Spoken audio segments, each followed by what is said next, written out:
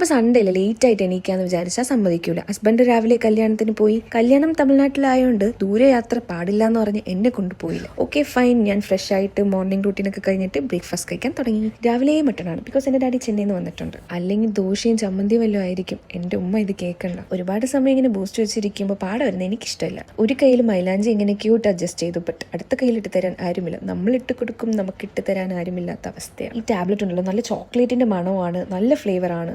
നടക്കാന്ന് വിചാരിച്ച് പുറത്ത് പോയപ്പോൾ ഭയങ്കര ചൂട്. എല്ലാ വീട്ടിലുള്ള പ്രശ്നം ഇവിടെയുണ്ട്. വാഷിംഗ് മെഷീൻ തുണിയും കൂടി മടക്കിയാ ഇങ്ങനെ ഇരിക്കുമല്ലേ. അങ്ങനെ ഫ്രഷ് ജ്യൂസ് ഒക്കെ കുടിച്ചിട്ട് ബെഡ് ക്ലീൻ ചെയ്യാന്ന് വിചാരിച്ച് വേറൊന്നല്ല, ക്ലീൻ ചെയ്താലല്ലേ ഉച്ചയ്ക്ക് വീണ്ടും കിടന്ന് ഉറങ്ങാൻ പറ്റും. ഉച്ചയ്ക്കുള്ള ഫുഡ് എന്താണെന്ന് പോലും അറിയാതെ കഴിക്കാൻ വന്നിരുന്ന ഞാൻ, ബിക്കോസ് കിച്ചണിന്റെ ഡിപ്പാർട്ട്മെന്റ് അല്ല, കഴിച്ചിട്ട് ഇനി എന്താ ഉറക്കം തന്നെ.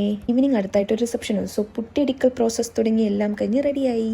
ഇതാ കാണുന്നതാണ് പെണ്ണും ചിക്കനും. വീഡിയോ എടുക്കാന്ന് വിചാരിച്ച ഒരു ഓക്വേർഡ്നെസ്, ബിക്കോസ് അറിയുന്ന എല്ലാവരും ഉണ്ട് അവിടെ. എല്ലാം കഴിഞ്ഞ് ക്ഷീണിച്ച് ഇറങ്ങി. അപ്പൊ ശരി, കാണാം, ബൈ.